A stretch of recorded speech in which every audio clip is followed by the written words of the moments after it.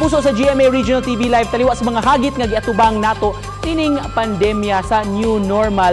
Nindot pa malandungon nga dunay lain-lain nga mga sektor nga milusad sab ug mga advokasya pagtabang sa mga nanginahanglan karong panahon na bisan mga ibatan-on, mga estudyante mga kapuso milusad sab og ilang kaugalingon nga abag sa mga nanginahanglan karon sa atong komunidad. Karong butaga mga kapuso atong maila-ila kining duha kanila mga estudyante ni sila makapuso din sa Dakbayan sa Subo, si Latrell Fernandez ug si Chelsea Villarojo. Good morning.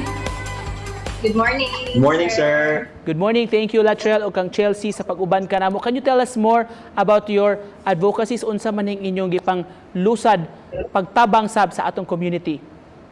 Yes, sir. We are both part of an organization called Go Lead Philippines, and ang kaning organization has 4 advocacies in which among gi-incorporate into 4 arms in our organization. First is the leadership integration. Second is the equitable opportunities. Third is advocacy and awareness. And fourth is development and sustainability. Before we proceed, nganong naka-ideya mo ani o nganong nga motivated man mo nga mobuhat ani nga mga advocacies unsa may nakapa-inspire ninyo kang Latrell o kang Chelsea?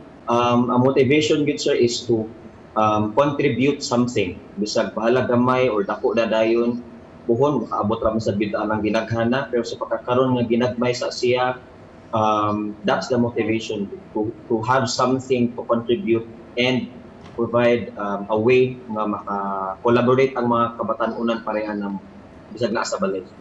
Bitaw tinuod kay magsugod ba ginas ginagmay.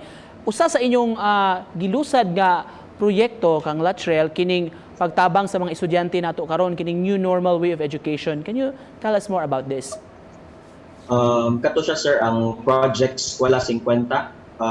The goal merely is to muhatag og mga free mobile data sa public school students. Sa pagkakaroon na aming first batch about 10 to 15 ka students nga siguraduon na mga mahatagan sila og free mobile data until December karon. Hopefully mo okay na tanan in January or makabalik at least to face-to-face classes. And then ang remaining 35 no kay 50 man kabuok among goal naan man siya sa name. So kato siya is free Wi-Fi units amo ang plano ato nga iagi na mo sa barangay nga sila maka-provide sa data and kami maka-provide sa Wi-Fi unit. So ang 50 nga inyong target beneficiaries at least hatagan og regular nga load mobile data until Yes, December. Sir. Yes, On another note, anit sa kang Chelsea pod nga gikabisihan karon. Proyekto kuno pod sa mga frontliners unsa man ni mahitungod? Yes, sir. Ang kaninga project is entitled Project Pag-Giveaway to Giveaway. This is actually a 3-month-long initiative nga mo help og free beneficiaries. Now, for our first month, amo ang target beneficiaries are our frontliners in Vicente Soto Memorial Medical Center. Kani siya nga initiative mo aim nga mo provide og medical kits, PPEs, and face mask, face shield, alcohol to our frontliners para pud makatabang sa ilahang everyday struggle. How do you intend to gather funds o support para in inyong mga initiatives?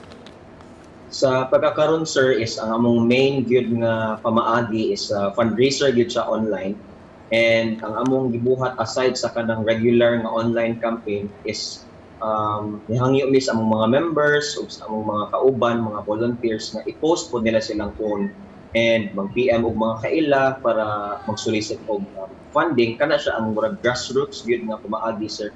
Sa Project Pagagaw kay amo ang one way of raising funds is through a tournament for a cause kay as we all know ang ato ang youth jud karon we want to involve them as much as we can, and ang pinaka popular gyud nga murag e-sport karon is Mobile Legends and Valorant.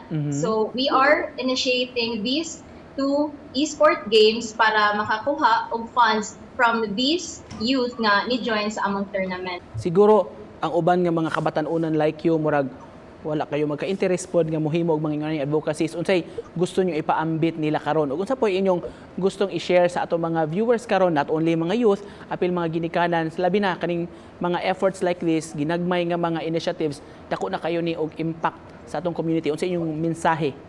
When I joined Go Lead kay naka-realize ko nga akong leisure time nga akong gigamit sa pagtanaw og silida, mga series kay mas fulfilling di ay siya when I use that leisure time through helping others. Be part of something, like bisag sa barkada lang baron or sa mag-tripping sa magsuon or sa family, nagbuhat ra man gid ng ubang mga ginikanan or mga oldies sir nga naibuhat ilang anak especially, and if then the time comes nga willing na ilang mga anak or kabatan-unan nga mabuhat og something nga ganahan sila, mas maayo if there is support also. Thank you so much. We learned so much from you this morning. Magpasalamat mi sa iyong pag-uban ka namo kang Latrell Fernandez o kang Chelsea Villarojo. Thank you kayo sir.